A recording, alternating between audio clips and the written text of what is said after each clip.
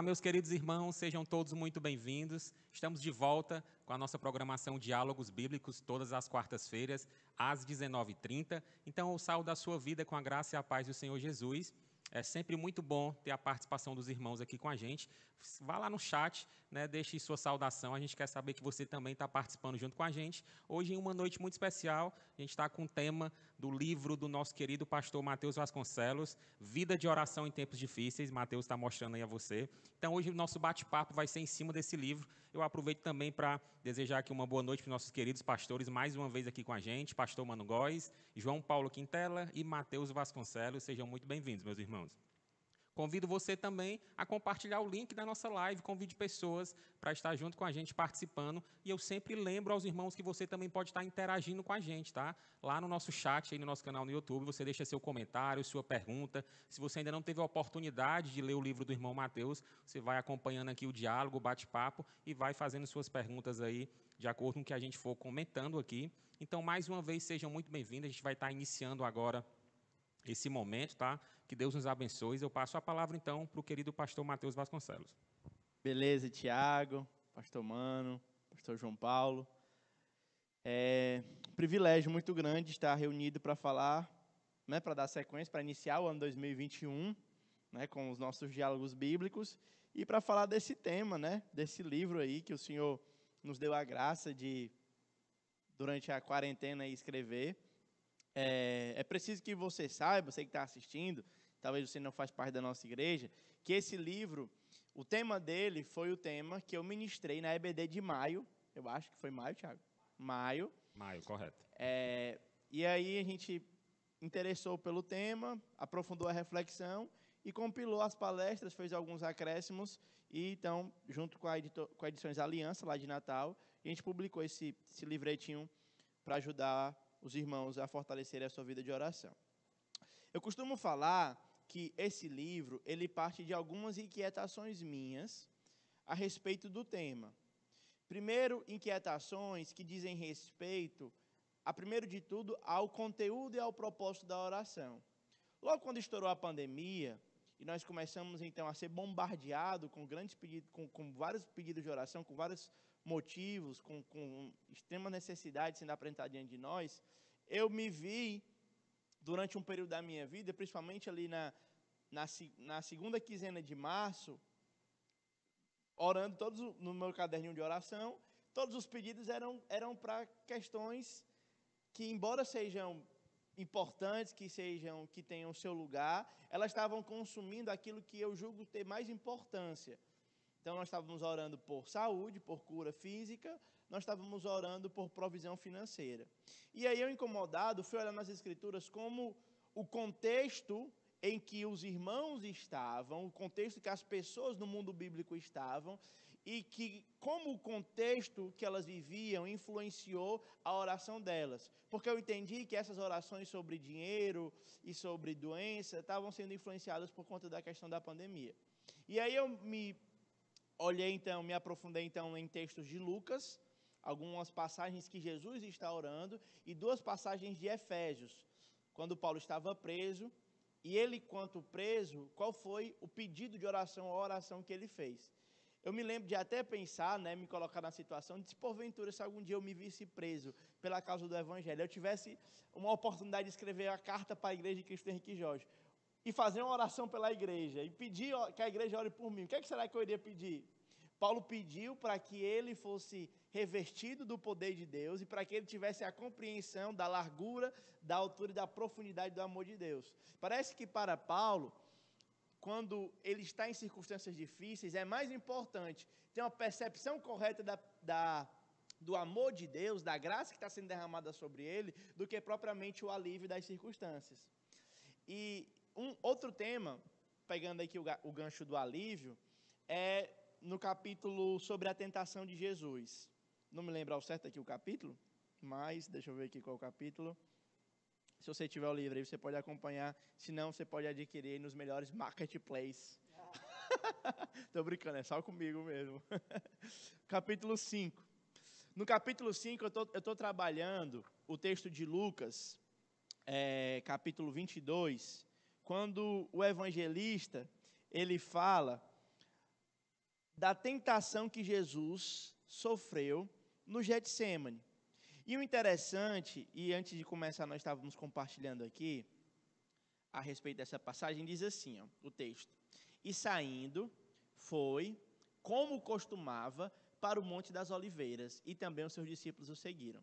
É interessante perceber que, como Jesus, diante da possibilidade de ser traído, porque Judas já havia saído, os irmãos, só para lembrar um pouquinho do contexto, já havia saído, já havia entregado Jesus, então eles estavam meio que procurando Jesus. Então Jesus, podendo se esconder, podendo procurar uma espécie de abrigo e de refúgio, ele se permitiu ser vulnerável para manter o hábito da oração. Isso para mim é fabuloso, porque eu me questionei qual era o preço que eu estava disposto a pagar para fazer da oração ser um hábito inegociável na minha vida. Por vezes eu me vejo em situações que eu não consigo regular, planejar a minha semana de forma regrada, acordar na hora que eu queria. Às vezes estou viajando, às vezes tenho horário em conferência, reunião, tenho que estar na escola, alguma coisa mais cedo. E aí, às vezes, o preço que eu percebi que eu tinha que pagar na minha vida seria acordar, sempre me programar para acordar um pouquinho mais cedo. Por exemplo, amanhã eu vou viajar, eu preciso estar na rodoviária às 6 horas da manhã. Então, eu poderia muito bem acordar às 5h40 e me arrumar e pegar um Uber e ir para a rodoviária. Só que para me fazer a oração ser um hábito, e aí eu planejando o meu dia, acho que o melhor horário seria o horário de manhã, porque os outros dias eu vou estar em lugares que vai me dificultar ter um momento de oração. Eu sou meio vergonhoso, eu gosto de orar sozinho. Então, nesse sentido, eu vou ter que acordar mais cedo. É um pequeno preço que eu vou ter que pagar para poder fazer da oração um hábito na minha vida. Então, agora pegue essa circunstância e imagine quando a situação apertar, quando os tempos eles forem parecer mais difíceis na sua vida. Aí, como Jesus, nós vamos ter que entender que, às vezes, manter o hábito é muito melhor do que receber alívio. Ainda falando sobre o alívio, e já para finalizar, para a gente também não dar muito spoiler do livro, para você ter o interesse de comprar, eu tenho visto pessoas passando por muitas dores e sofrimento.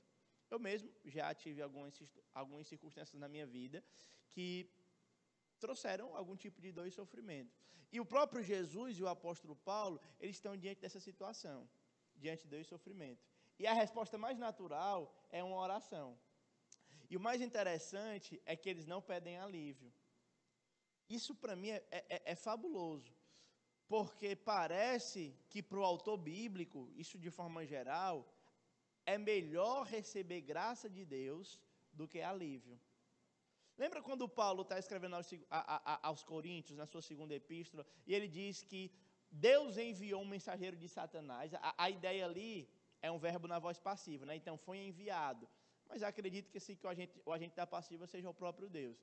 Então, enfim, foi enviado um mensageiro de Satanás para dar tapa na cara de Paulo. E Paulo orava, né, para que esses tapas cessassem e o espinho da carne lhe fosse retirado. O que foi que Deus disse para ele?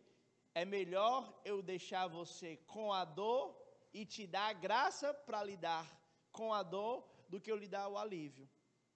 Muitas vezes, irmãos e irmãs, Deus não vai lhe livrar da fornalha. Muitas vezes Deus não vai lhe livrar de ser lançado nas covas dos leões. Muitas vezes nós não vamos experimentar esse resultado do discurso triunfalista que a gente tanto vê. Nem toda doença vai ser curada, nem toda questão familiar vai ser resolvida, nem toda carreira vai ser bem sucedida, de forma que a realidade da vida ela pode ser um tanto quanto dolorosa, mas o precioso de ter o Deus vivo e ter a oração como ferramenta para nós socorrermos em tempos difíceis é que mesmo nessas circunstâncias em que o alívio não vem, o alívio que eu digo é o livramento, a gente tem a graça. E como disse o salmista, a graça de Deus é melhor do que a vida. Para o salmista, se ele tivesse que escolher entre graça e viver, ele escolheria a graça. Então, eu queria fazer essas provocações iniciais, essas falas iniciais, tem muitas outras coisas, e a gente vai comentando aí ao longo da nossa conversa, Tiago. Legal. Vamos ouvir então o pastor João Paulo Quintela. Cara, primeiramente, parabenizar o Mateus por colocar no papel e eternizar essa série de mensagens que foi disponibilizada, né, numa escola bíblica, como ele falou. Eu queria registrar aqui, Mateus, queria citar com você e pensar com você e entender a sua cabeça no capítulo 3, oração em Lucas. Você escreve assim, ó: nossa geração é a que dispõe de mais facilidade para questões cotidianas, mas é a que menos tem tempo. Continua lá embaixo, no mesmo parágrafo. Cristo tinha muitas demandas, porém retirava-se para estar sozinho e orar ao Pai. Cristãos com caráter espiritual amadurecido jamais substituirão seu tempo de oração com o Senhor por outra coisa. O que tu estava na cabeça, o que tu pensava nesse instante que te fez, né, escrever, que te fez registrar essas palavras?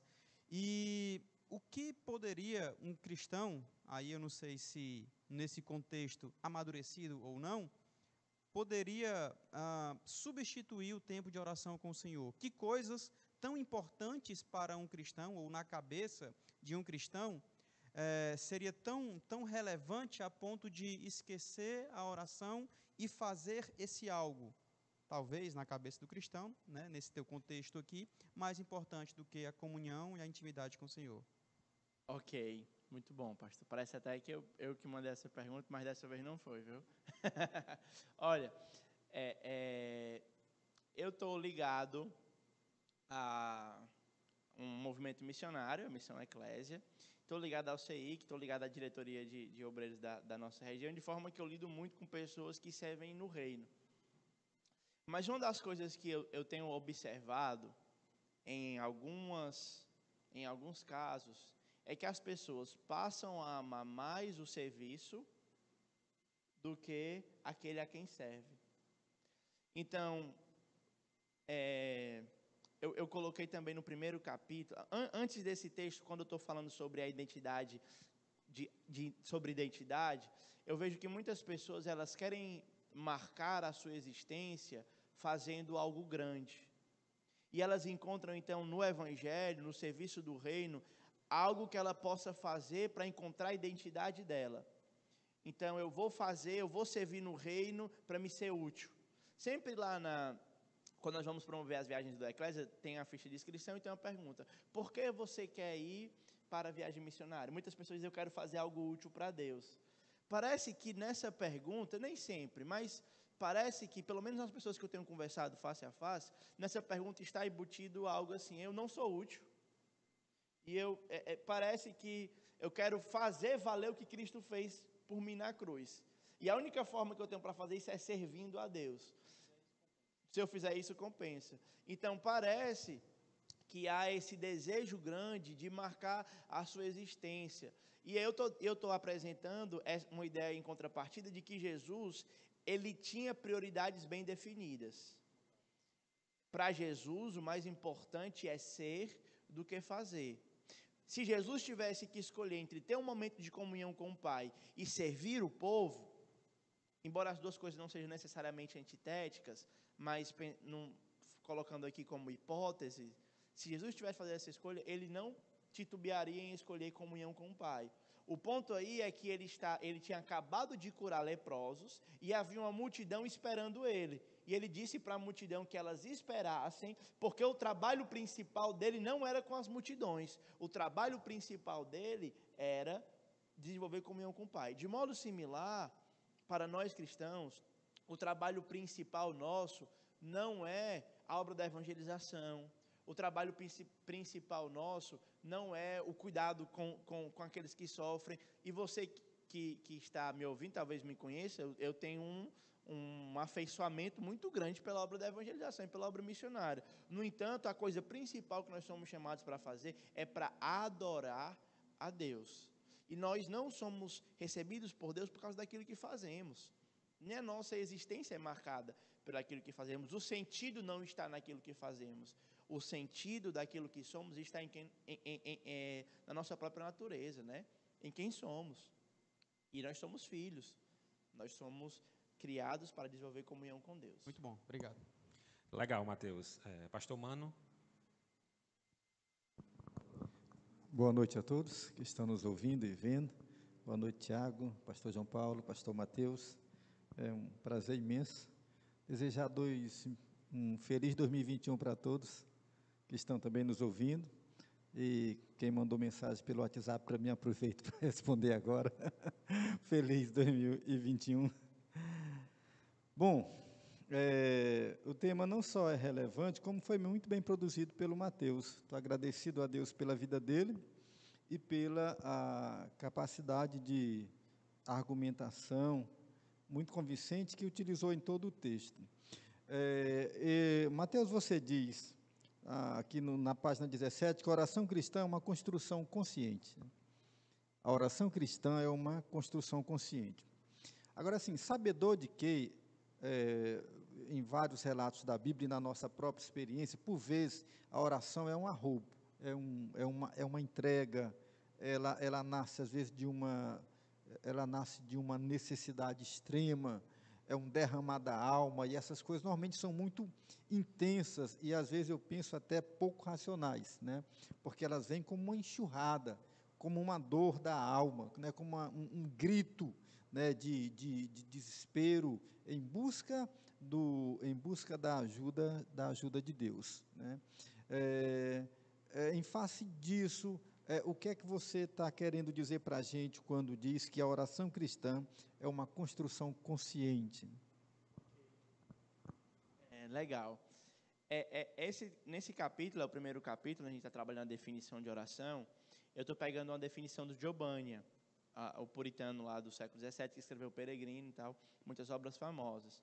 Quando a gente coloca como oração consciente, é interessante pensar que até mesmo os salmos que são escritos em momento de dor e angústia, eles são construções elaboradas, né? São poesias elaboradas. Nós temos os acrósticos, os recursos sintáticos, de forma que, se você para estudar, mesmo quando o salmista está desabafando, eu não sei como é que Davi, sinceramente, conseguia pensar em estrutura de paralelismo enquanto ele estava sendo perseguido por Saul e produzia os seus cânticos. Então, nesse sentido, há uma construção, pelo menos as orações bíblicas. Agora, as nossas, nem sempre elas são tão conscientes quanto a gente gostaria que fosse. Eu mesmo sempre conto aquele exemplo lá de que fui orar, quando estava doente, e disse para o Senhor que queria ir embora. Se você me conhece, você vai... Eu também não vou repetir essa história. Se você quiser ouvir, tem aqui no canal da nossa igreja, lá no dia do lançamento do livro, eu contei, está acho que foi em setembro, foi, Tiago? Acredito que tenha sido setembro. Você procura o lançamento do livro, tem lá uma pequena fala sobre isso, sobre o livro, 10, 15 minutos, e você vai conseguir aprender essa historinha lá, bem legal. Mas aqui no livro, quando eu estou falando de oração consciente, estou falando da consciência de quem é Deus e a consciência de si mesmo. O ser que ora, né, de forma bíblica, ele tem ele é cético de si. Ele é desconfiante de si mesmo. Ele não acredita que ele tenha capacidade qualquer de fazer qualquer coisa boa. E esse ceticismo que ele tem com ele mesmo acaba sendo desenvolvido para uma grande confiança em Deus. Então, essa consciência que eu estou querendo trabalhar é uma consciência alta, exaltada e majestosa de quem é Deus, e uma consciência diminuta, uma consciência, eu vou dizer real, vou dizer uma consciência real de quem nós somos. Então, quando nós estamos dentro dessas duas convicções, mesmo as nossas impulsões, as nossas orações tempestivas, elas vão ser mediadas por essa convicção de que nós somos limitados e passageiros, somos pó, somos como aquela brisa do vento que aparece e logo vai embora, e em contraste nós temos um Criador que é sempre eterno, Deus de Deus, luz de luz, né? Que habita em fonte, em lugar inacessível, que é o totalmente outro, né? Como diz o Karl Barth, é esse Deus que nos encanta, que não pode ser depreendido. Então, a consciência, mesmo que mínima, diante da grandeza de Deus, ela vai gerar o espanto, e esse espanto que eu estou falando aqui é o espanto que os gregos já falavam, que é o espanto que não gera um distanciamento, mas é um espanto que gera afeição, que aproxima. É mais ou menos o que Paulo usa lá em Atos 17, ele ficou espantado com a idolatria da cidade, e ele foi compartilhar o evangelho com a cidade. Então é um espanto de encantamento e coisa nesse sentido, que é necessário a gente ter com Deus, né? Se espantar com a grandeza de Deus, assim, uau, né? Eu acho interessante essa experiência. E aí eu estou bem mergulhado mesmo nas ideias do Jonathan Edwards. Se você quiser dar uma aprofundada, afeições religiosas, ele fala muito sobre esse encantamento com Deus, sobre esse Deus exaltado. É uma leitura que vale cada palavra. Eu queria indicar fortemente aí para os irmãos. Legal. Tem alguém, Thiago, aí já? A gente tem muito que conversar aqui pelo livro, mas tem alguém com a gente no WhatsApp? Ou Bom, aproveitar aqui para mandar um alô, então, para o pessoal que está participando pelo chat, né, aqui no nosso YouTube, né, Suzana, Rejane, Júnior, irmão Clemente, irmão Aloíris. Irmão Aloíris, inclusive, comenta que teria como fazer um livro com o tema Oração em Tempos Fáceis. Tá? A pergunta aqui, a ideia já foi lançada. A gente tem uma pergunta aqui pelo WhatsApp. Eu lembro que os irmãos também podem estar participando, os irmãos da igreja enviando pelo WhatsApp aqui. Tá? Se Deus já decretou tudo, por que orar? Vamos começar logo com as tranquilas, é? Gente, essa pergunta, ela está dentro de um debate que se desenvolve ao longo dos anos sobre a relação da soberania de Deus e da responsabilidade humana, né? Da mesma forma, Efésios capítulo 1, versículo 3, diz que Deus nos elegeu nele antes da fundação do mundo. Então, se ele já elegeu as pessoas antes da fundação, por que evangelizar? Seria um momento. Eu não vou mexer na evangelização, vou lidar com a parte da oração. Pois bem, no livro, a minha, talvez, tese, o ponto, talvez, que eu mais enfatizo, seja a ideia de que a oração, ela não deve ser construída, ser feita, buscando uma resposta.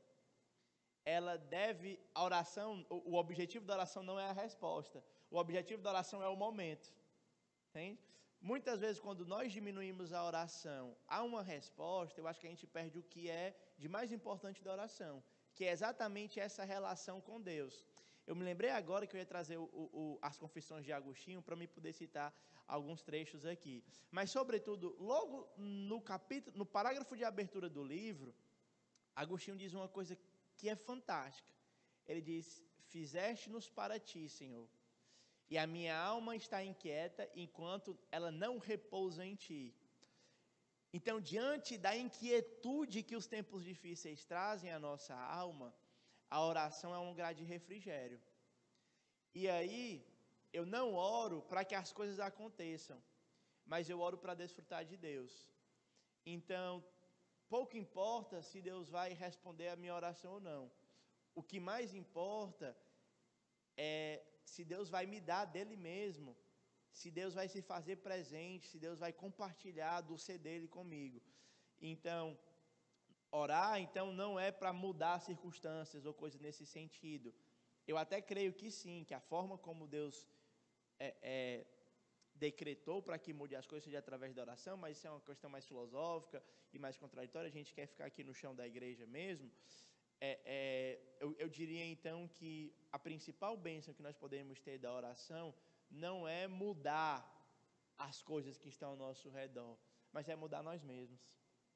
É o nosso coração inquieto.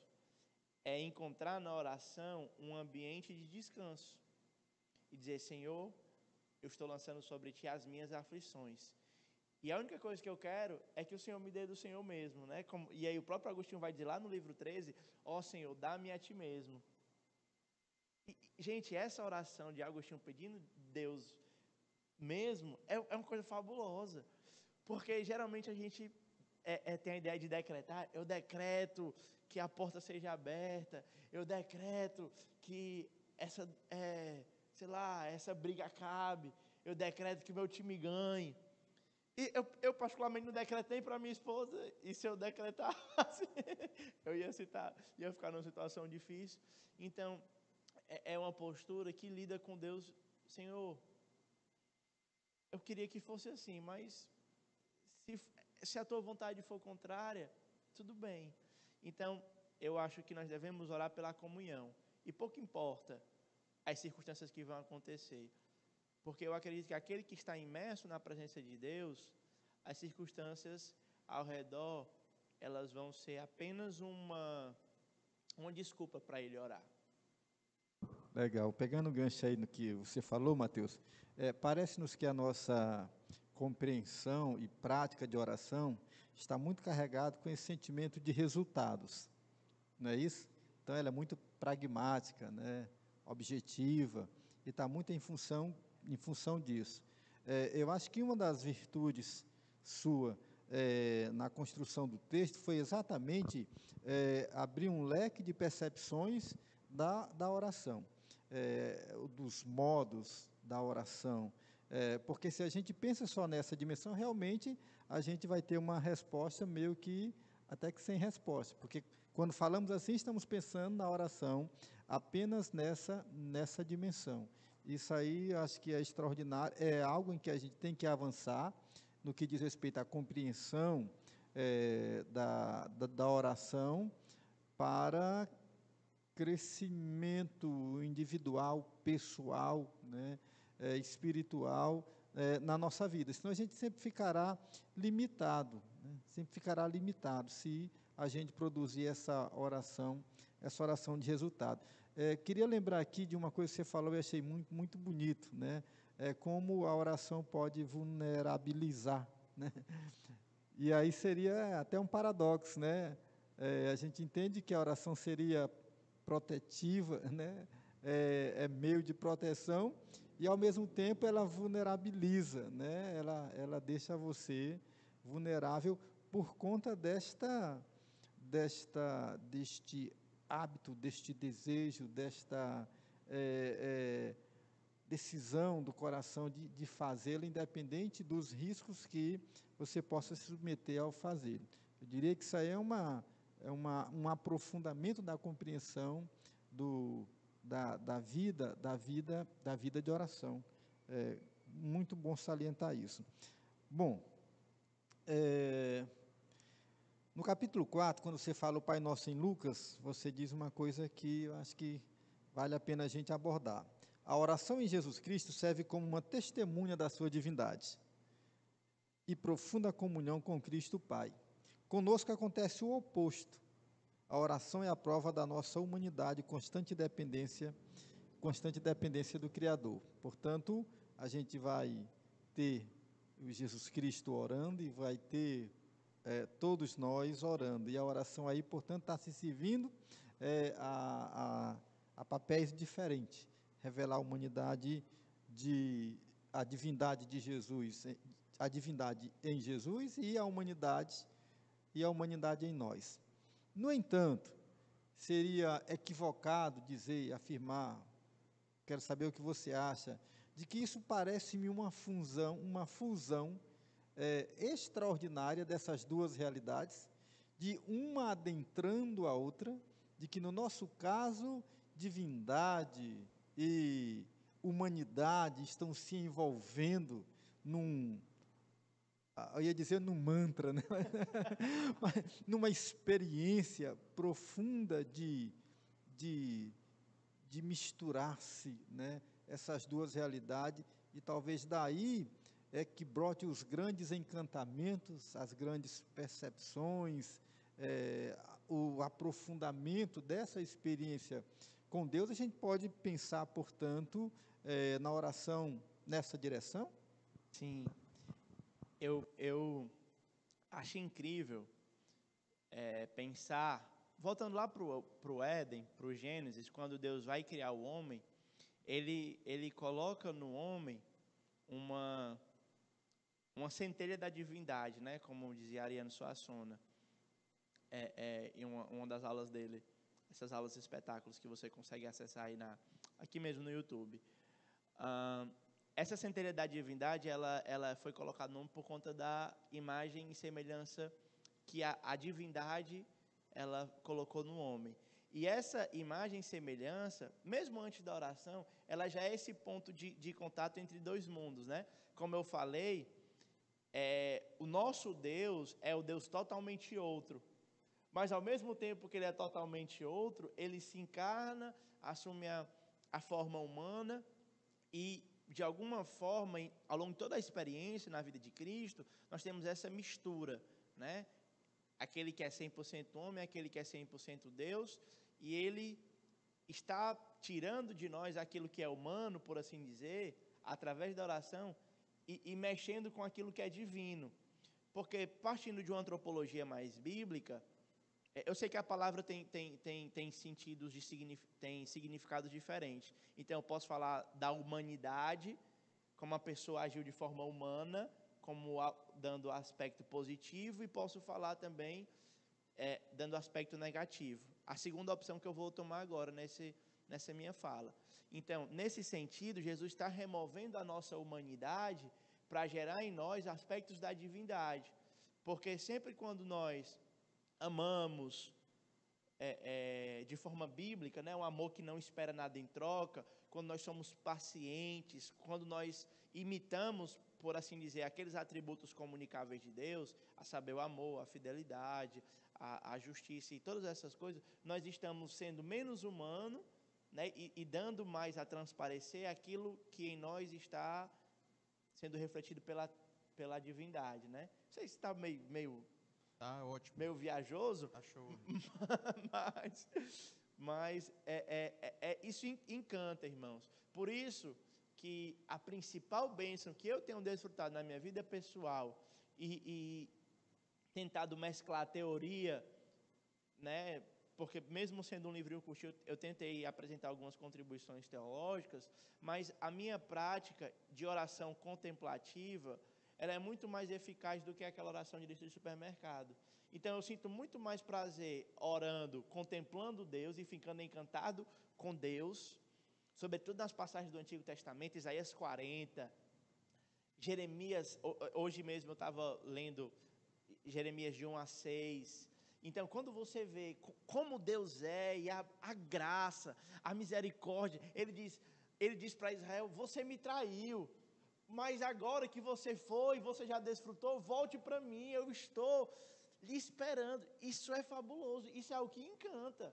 Então, mais do que ficar, Senhor, me livra, Senhor, conserta o meu carro, Senhor, me aumenta o salário, Senhor, faz com que a minha pregação alcance inúmeras pessoas, eu posso muito mais gastar horas e horas e horas, tanto é que para mim é pesado, eu passo no máximo meia hora, 40 minutos, sabe porque a lista é grande, pedindo, Senhor, cuida do Tiago, protege o Tiago, Senhor, cuida do humano, protege o humano, mas eu sou sincero, não é uma oração que você fica assim, Senhor, talvez até eu precise corrigir isso, mas quando você olha e por mim mesmo até, quando eu estou orando por mim mesmo, Senhor, por livramento, quando eu vou viajar, então eu costumo de orar, não é uma oração que a gente faz, Senhor da glória, me dá o livramento da estrada, não é, entende? Mas quando você para ter essa perspectiva contemplativa de Deus, e vê que à medida que você contempla Deus, Deus está te fazendo menos humano, e mais a semelhança de Cristo, então, isso é maravilhoso. Isto é belo, né? Isto é fantástico, isso é encantador. Me empolguei aqui, né? Cara, o pastor Aloyres Júnior, né, falou aí em tom de brincadeira, a gente sabe a capacidade intelectual, teológica, bíblica e devocional do Aloyres, mas um pouco do que você já falou aqui, também fala no livro, parece que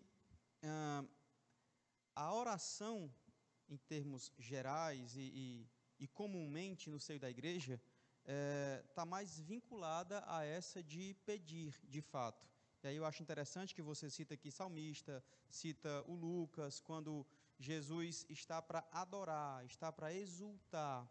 Na tua pesquisa, na tua história, nos teus contatos, essa foi a tua percepção realmente de que para a igreja, para o cristão, para os crentes, de uma forma geral, veem sempre a oração como esse momento de pedido, seja de perdão, seja de petições de fato, seja de livramento, como você falou, enfim. Nas tuas pesquisas e contatos, essa oração é a que está na mente, latente na cabeça do povo, de eu vou me dobrar, vou me ajoelhar para pedir, talvez até para agradecer, mas não de adoração, não de exultar na presença do Sim. Pai. Eu ia dizer isso, eu ia dizer que, na minha experiência particular, eu tenho visto pessoas se dobrarem em joelho ou tirarem tempo para orar, ou para pedir, ou para agradecer algo. Quando a consciência lhe pesa, que elas estão pedindo demais, agora eu vou agradecer. De fato, eu tenho visto poucas pessoas, eu também não sou fiscal de oração, né? Mas assim, só para você não achar que eu estou lhe patrulhando. Na verdade, é um desejo, talvez eu quero ajudar você a aprofundar. De forma alguma, é errado orar pedindo, tá? Na verdade, é correto, é até correto, como o pastor João Paulo mencionou aqui na fala dele. É até correto você pedir a Deus. A questão é quando a gente limita a nossa vida de oração a isso. E aí você deixa de desfrutar do que é mais prazeroso, né? Como o C.S. Lewis fala, pense comigo, numa criança que mora numa comunidade, numa favela, e ela está brincando com um bolo de barro, enquanto atrás dela tem um banquete sendo servido e ela pode comer da melhor especiaria que existe. E ele faz essa no livro dele, Como Orar, um livrinho pequeno também, saiu aí recentemente, você pode encontrar na internet. Ele fala sobre isso. Isso é fantástico. É como se a gente tivesse sei lá, uma McLaren, uma Ferrari, e a gente só soubesse andar na primeira, ou não usasse todos os recursos que...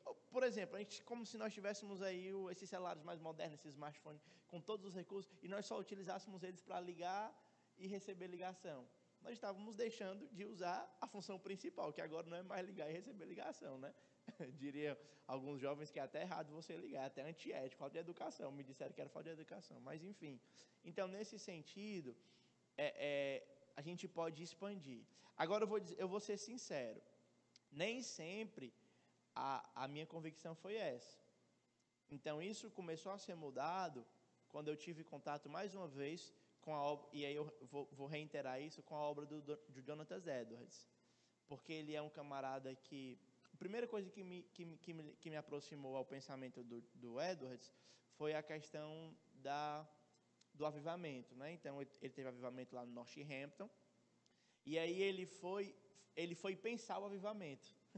Tinha a obra do Espírito acontecendo, e ele diz, o Espírito está movendo aqui, mas nem tudo que está acontecendo é o Espírito. E aí ele foi, de forma minuciosa, analisar o que era a obra do Espírito ou não. Pois bem, o John Piper agora tem sido um grande responsável por popularizar o pensamento do Jonathan Edwards, e ele escreveu um livro, John Piper, chamado Em Busca de Deus.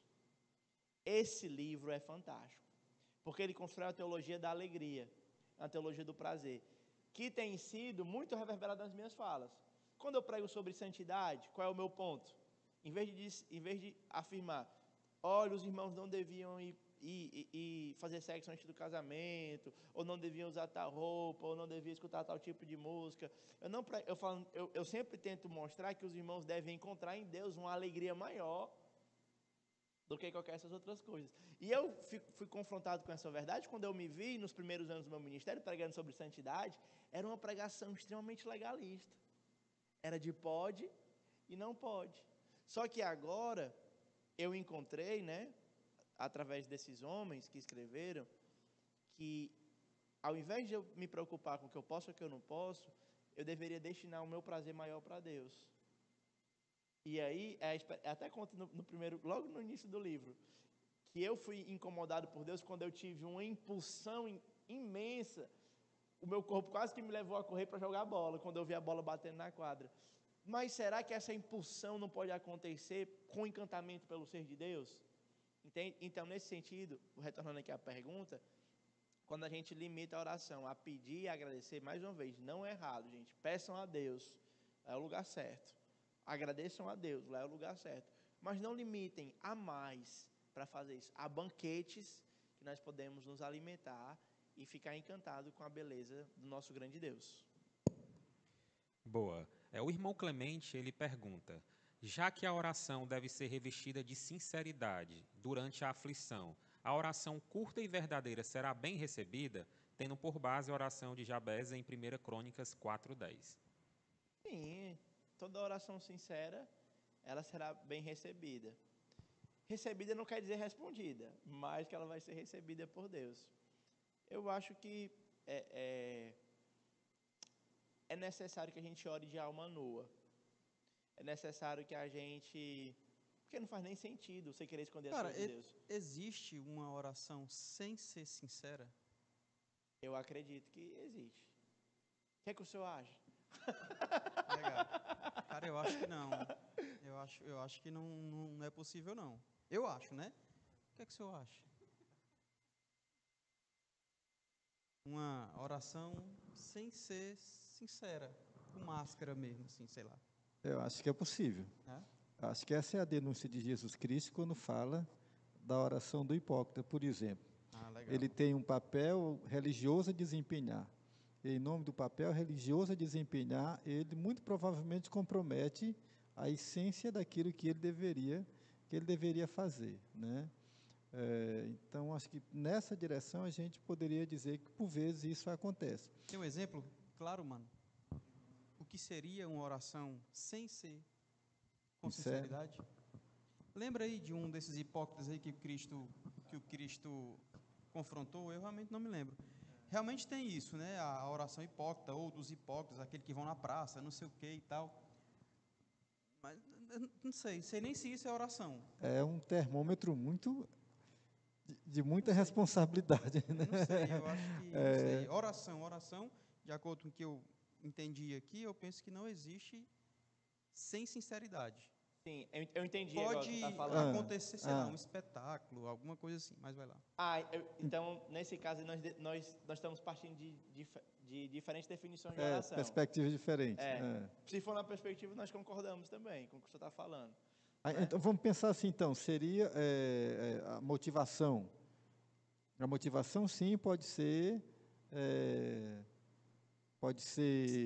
Pronto, né? isso, Pode ser, show. isso não impediria a sinceridade, é isso que você está querendo dizer. Pronto, a motivação, né? ok. A motivação pode ser equivocada. Sim. Mas até a motivação equivocada seria uma oração sincera. Talvez. Seria isso? Verdade. É possível. A motivação dele é essa, então, por estar motivado nesse sentido, ele está sendo honesto. Ele está sendo honesto na oração com a sua dele. motivação, ainda que errônea, ainda que... E aí a gente encontra a oração sendo utilizada como um espetáculo, como o pastor Mano falou. Né?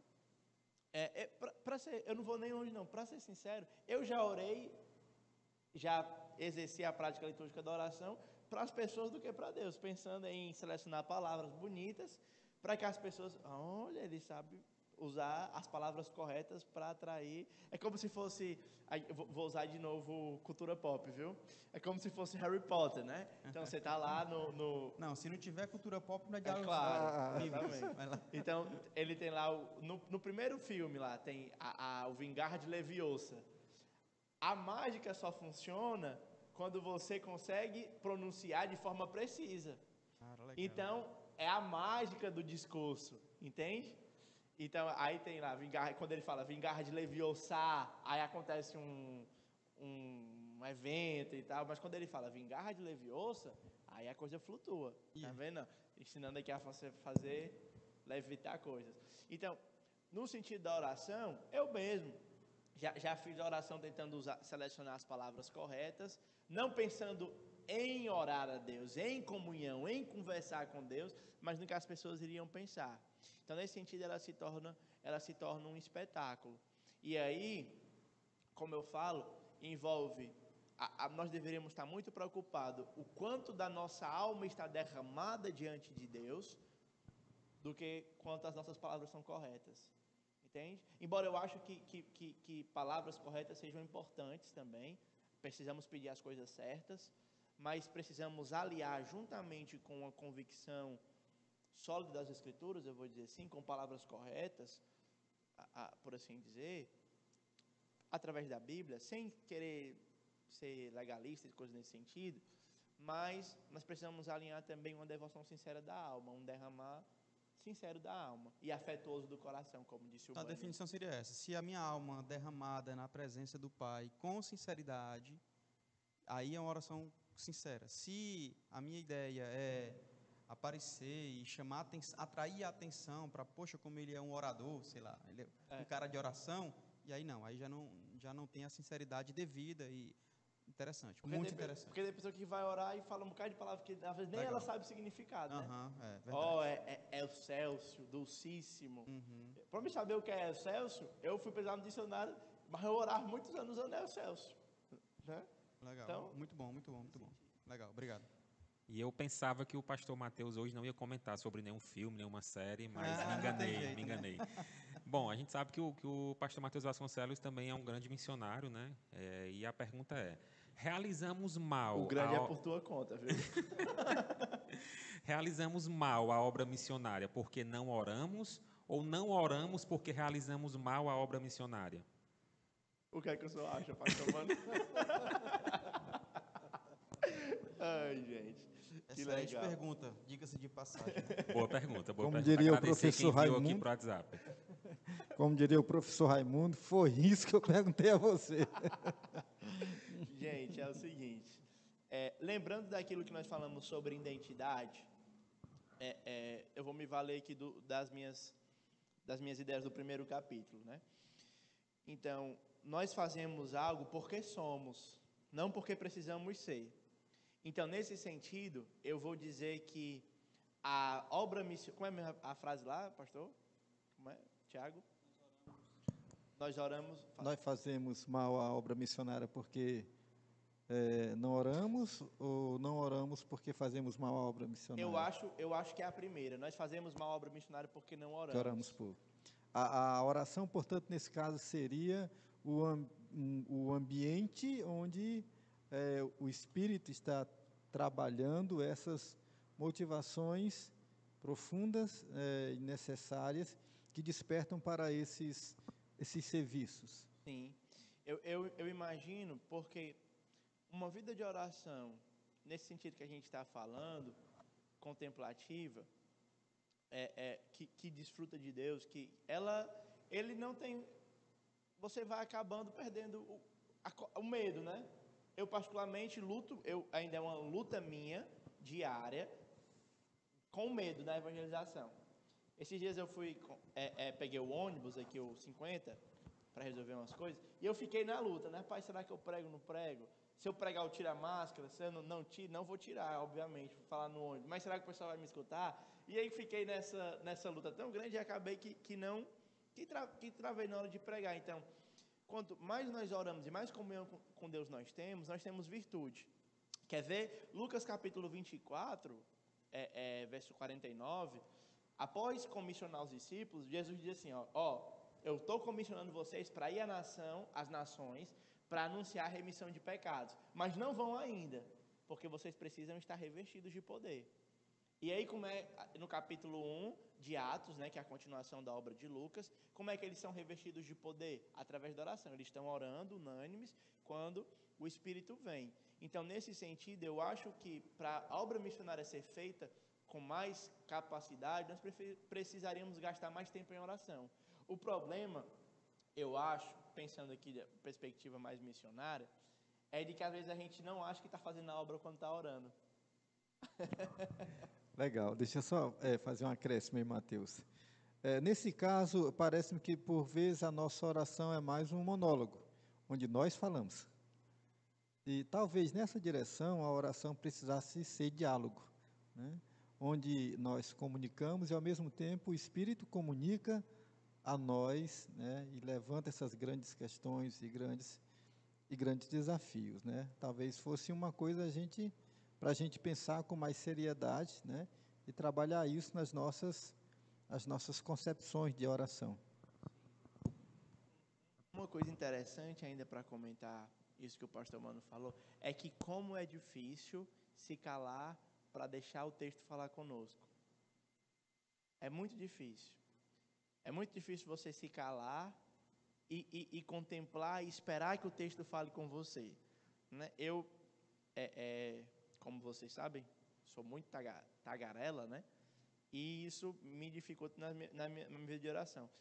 Eu gosto de memorizar versículos bíblicos, passagens inteiras. E aí sempre eu fico tentando citar essas passagens e pensar, não o que eu estou pedindo a Deus, mas como Deus pode moldar. Por isso que uma das coisas que eu tento trabalhar aqui é uma convicção de que as nossas orações, para serem dialogais, elas precisariam ser recheadas das Escrituras.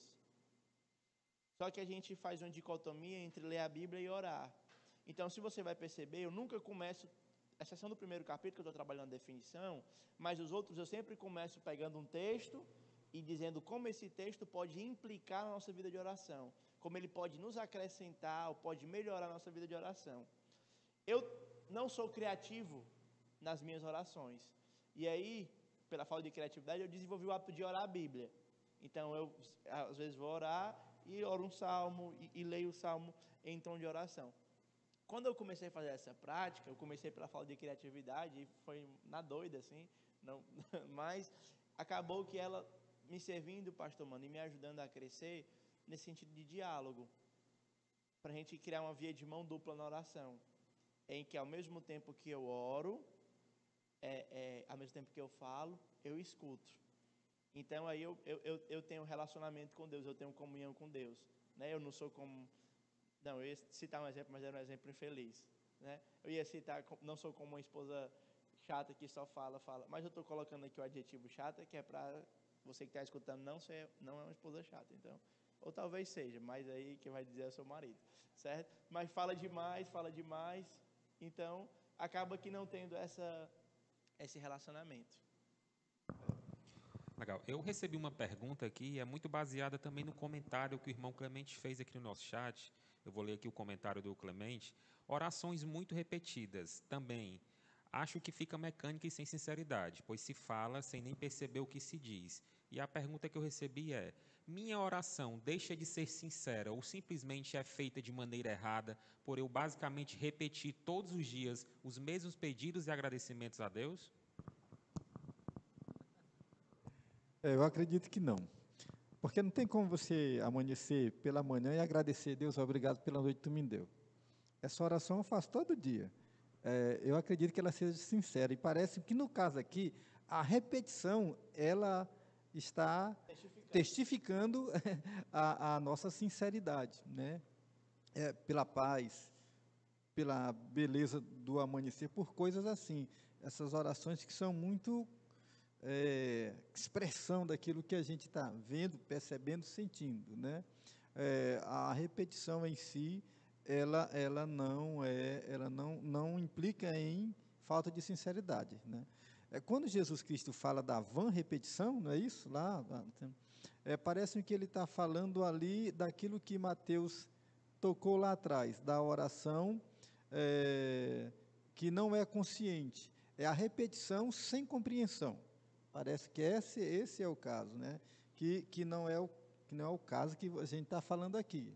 Você compreende e você expressa através de oração isso a Deus. Aquela oração que Jesus fala de uma repetição é uma repetição sem compreensão, que eu chamo de acéfala, né? Sem cérebro. Você apenas repete por repetir. Você religiosamente faz a repetição, né? O tempo nosso parece-me que está esgotando, mas eu não poderia de tocar em 2 pontos aqui do teu livro, Mateus, tá bom? O primeiro está lá, na página 44, quando você está tratando do Pai Nosso em Lucas, né? Numa sociedade consumista, somos especialistas em fazer necessárias coisas que de fato não são. Orar pedindo pão envolve também contentamento. Parece-me que essa não é uma das coisas muito presentes nas nossas orações. E eu me arriscaria a dizer mais ainda, isso parece ser um tapa na oração da teologia da prosperidade, né? Que contentamento passa muito longe disso. A gente pode afirmar, assim, que há uma generalização de orações, visto que estávamos falando há pouco, de orações sem compreensão, de orações, digamos, desvirtuadas da sua essência, tipo aquela que, se não me engano, Tiago dizia: vocês oram e não recebem, porque oram para gastar com vossos deleites, né? E daí me pergunto, quer queiramos ou não, a oração se vincula também à compreensão, se vincula a ensino, aprendizado. Não à toa a oração quando os discípulos, quando Jesus vai falar da oração, ensinar a oração no Pai Nosso, os discípulos dizem: nos ensina a orar, né? Portanto, há um papel, digamos, pedagógico aí, né, necessário para uma oração, para que seja uma oração profunda e não seja uma oração irrefletida. E me levou outra coisa que interessante também, me lembrou aqui, dentro desse mesmo contexto, os discípulos pedem para que Jesus os ensine a orar. Eles não dizem: Senhor, ore por mim, que é muito comum a nossa prática hoje, onde a gente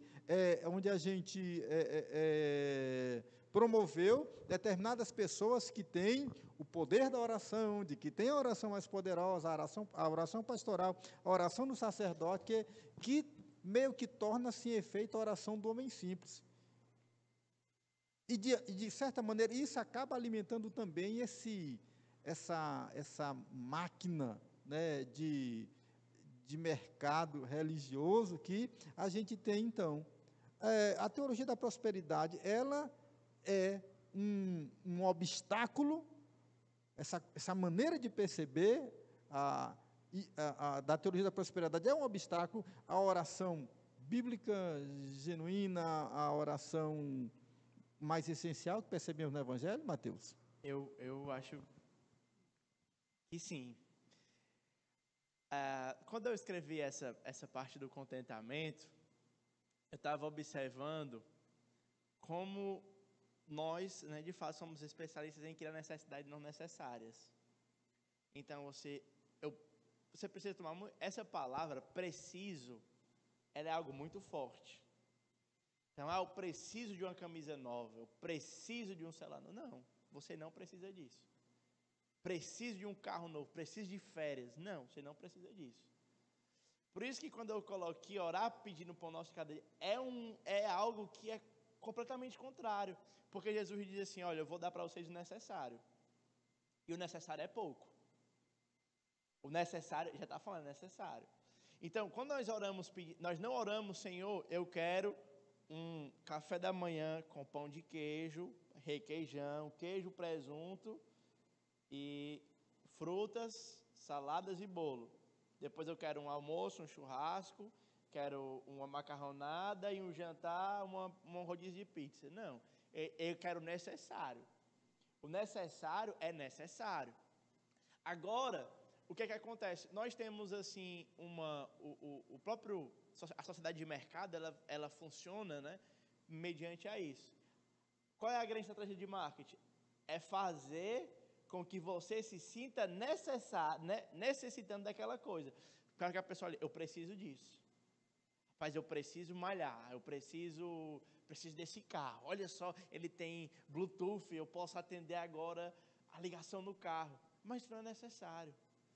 E para mim, o principal problema da teologia da prosperidade é porque ela nos ensinou a oração que é centrada em nós, sabe? E aí nós temos a Deus não como mais o Senhor, nós temos Deus como um meio para dar aquilo que eu preciso.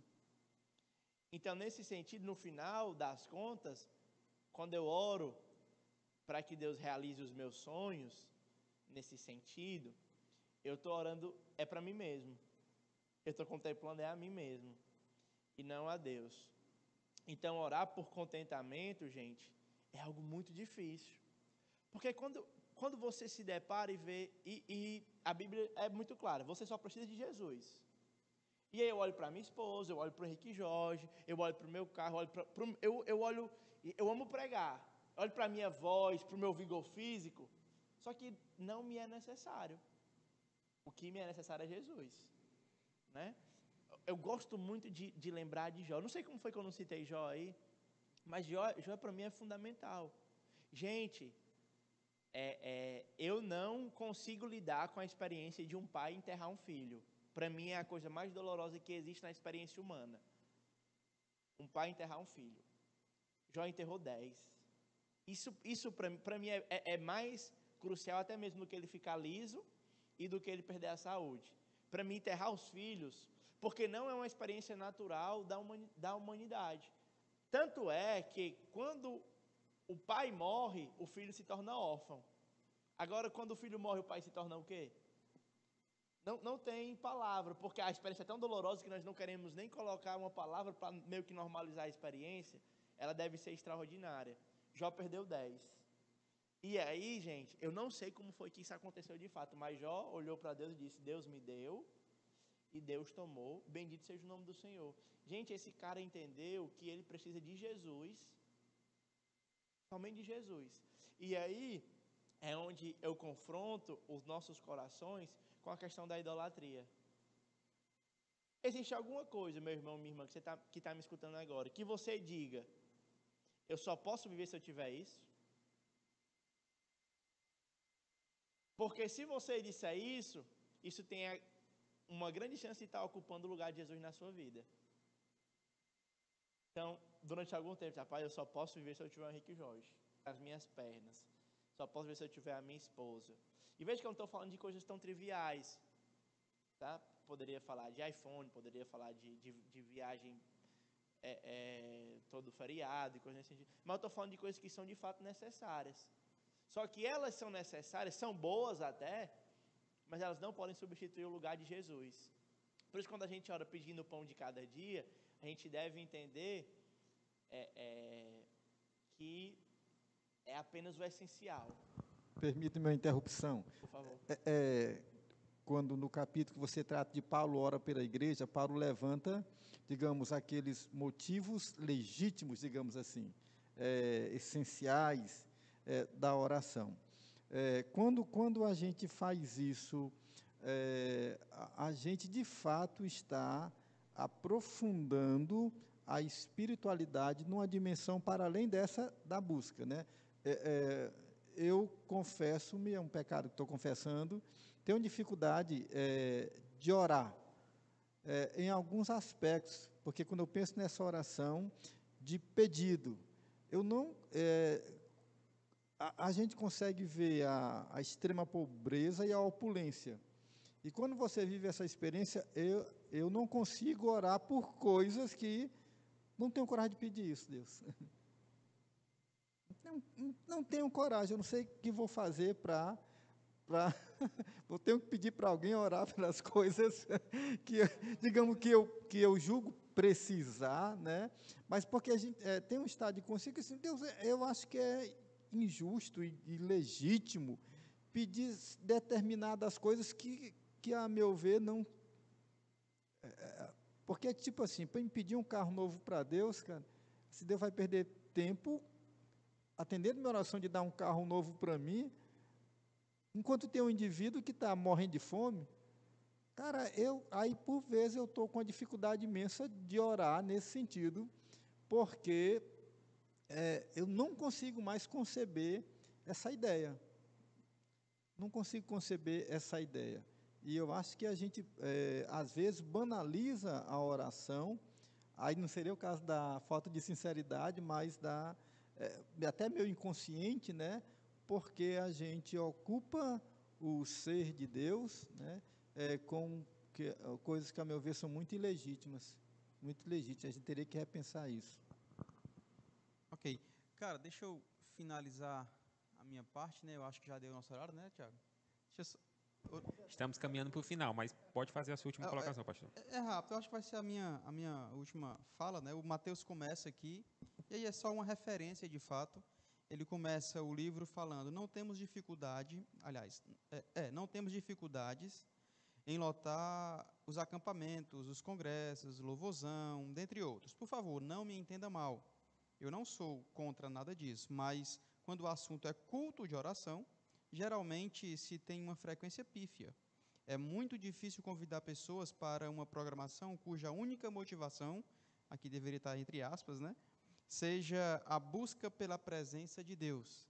Ele fala, precisamos resgatar a proeminência da oração em nossa vida e em nossas igrejas. Só que lá no final, e aí eu penso, consciente ou não, foi uma sacada muito massa, ele finaliza com a oração final. E ele falando, portanto, finalizo orando. Ele já até citou essa oração aqui. Senhor, dá-nos a Ti mesmo. Show de bola, foi uma sacada muito interessante, se pelo homem, não sei, se pelo Espírito de Deus, não sei, mas foi muito legal. Repito, sou grato a Deus por ter em mãos esse livro e por Deus ter usado e continuar usando a vida do pastor Mateus para nos ajudar, nos orientar e nos encorajar a ser mais crentes e entender o poder e a importância da oração. Parabéns, Mateus. Valeu, pastor. Massa. Bom, eu tenho uma última pergunta, e com essa pergunta a gente também caminha para o nosso final aqui, encerramento, né? Então, os pastores já podem fazer também suas considerações finais. João Paulo já fez, mas quiser colocar algo a mais. Então, qual o poder da oração? Deus. Nos dá a Deus, nos conectar com o Senhor. Esse é o poder da oração. É interessante, o I.M. Baus escreveu um livro. Um livrinho, você lê ele agora. Você bota aí no Google, tem de graça. Poder através da oração. 40 páginas o livro tem. Ele começa logo o livro dizendo assim, ó. Nós estamos à procura de melhores métodos, enquanto Deus está à procura de melhores homens. E melhores homens são homens que oram. Então, nesse sentido, o grande poder que Deus pode dar através da oração é poder para Deus revelar Ele mesmo. Porque é somente diante de uma revelação de quem Deus é que as coisas acontecem. Tudo na Bíblia acontece a partir de uma compreensão de quem Deus é. Foi assim com Abraão, foi assim com Noé, foi assim com Isaías, foi assim com Jeremias, foi assim com todos os profetas. Pense comigo em Paulo, se Deus não tivesse ido atrás dele. Ele até hoje estava perseguindo pessoas. Então, nesse sentido, nós podemos, através da oração, ter aquilo que é principal como principal, que é o próprio ser de Deus. E disso emana tudo. Disso, quando eu conheço a Deus profundamente, os meus relacionamentos são sarados. Quando eu conheço a Deus profundamente, eu tenho ousadia e coragem para pregar o Evangelho. E quando eu conheço a Deus, eu sou quem eu sou na minha maior plenitude. Porque eu fui criado para ser de Deus, para conhecer a Deus. Então, a oração, o principal poder da oração é nos conectar com o trono da graça. Hebreus 4:18. E antes, quando o pessoal terminar, eu queria ler a citação, que é a passagem do livro que é a minha preferida, para a gente finalizar. Pastor Mano? Ok, então, tinha que citar isso aqui também. A grande tentação da nossa vida vai ser a busca do alívio, porque o alívio nos livrará da glória, que contraditoriamente vem pelo sofrimento. Achei isso muito massa, muito bacana, e me fez lembrar o cenário religioso, político, nacional, onde certas ideias de perseguição estão pairando sobre a cabeça da igreja, e uma das coisas frequentes que eu vejo é que a oração, de fato, não tem sido a melhor resposta para isso. Não tem sido a resposta para isso. E quando se fala que é uma resposta no sentido de uma oração de confronto, uma oração imprecatória, né? E parece-me que, pelos exemplos que você deu, o que acontece em tempos de perseguição e oração é que essas orações são uma entrega confiada à soberania divina de livrar, de cuidar, ou, se possível, ou até mesmo de passar por aquilo, né, se vindo como um testemunho, né? E parece que há um equívoco hoje. O que a gente está chamando de perseguição é uma perseguição que para nós tem que ser debelada, ela tem que ser posta sob os nossos pés, né? E parece-me que isso está tirando, de fato, o objetivo da oração, que seria lidar com ela da maneira prevista pela Escritura Sagrada, dobrar-se diante do soberano Deus, que rege todas as coisas, e a perseguição em si seria, inclusive, uma benesse para a igreja, porque ela estaria nos aprofundando nessa caminhada cristã que todos nós vivemos. Ou seja, a graça seria suficiente e os espinhos seriam nessa arte de compreender o querer, a vontade de Deus e caminhar segundo a sua orientação. Parabéns, Mateus, mais uma vez. Amém. Viu? Amém. E Deus abençoe a todos. Tiago, João Paulo, Deixa eu prazer dar estar sequência aqui. a esse comentário aqui, porque eu sigo o texto dizendo assim, ó, a oração correta sempre vai ser: Senhor, faça a tua vontade. Neste momento eu faço a seguinte pergunta: você realmente quer a vontade de Deus para a sua vida? E se a vontade de Deus para a sua vida for a cruz e não o alívio? E se a vontade de Deus para a sua vida for um caminho estreito e espinhoso, ainda assim você vai querer? Se a sua resposta for positiva, eu convido você a se entregar completamente ao Senhor. E eu, pastor João Paulo, pode finalizar para eu ler aqui a citação do Jonathan Zeda. Não, por mim já deu, né? Acho que já foi o suficiente e parabéns. Amém. Então ele diz o seguinte, no diário dele. Jonathan Zeda escreveu no diário dele, num sábado, dia 12 de janeiro de 1723. Eu vou tentar segurar aqui as lágrimas, porque olha só como é belo. Na página 55, caso vocês queiram acompanhar. De manhã eu estive diante de Deus e dei a mim mesmo. Tudo o que sou e que tenho eu dei a Deus. De modo que não sou em nenhum aspecto meu. Não posso disputar por direito algum nesse entendimento e nessa vontade, nestas afeições que estão sobre mim. Nem tenho direito algum sobre o meu corpo, ou direito algum sobre os meus membros. Não tenho direito algum sobre a minha língua, sobre as minhas mãos, sobre os meus pés. Nenhum direito sobre os meus sentidos, sobre os meus olhos, sobre os meus ouvidos, sobre os meus olfatos e o meu paladar. Eu dei a mim mesmo, abertamente, e não conservei minha coisa alguma. Estive diante dele nessa manhã e disse-lhe que dei a mim mesmo a ele inteiramente e dei-lhe todo o poder, a fim de que no futuro eu não contenda por direito algum sobre mim mesmo em qualquer aspecto.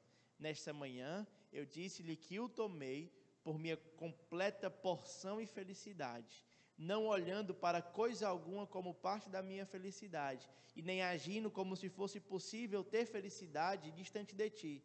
Disse-lhe que tomei sua lei por constante norma de minha obediência e que lutaria com todas as minhas forças contra o mundo, a carne e o diabo, até o fim da minha vida. E eu criei em Jesus e o recebi como um príncipe e salvador, e que me prenderia a fé e a obediência do Evangelho, por mais arriscado e difícil que fosse confessá-lo e praticá-lo.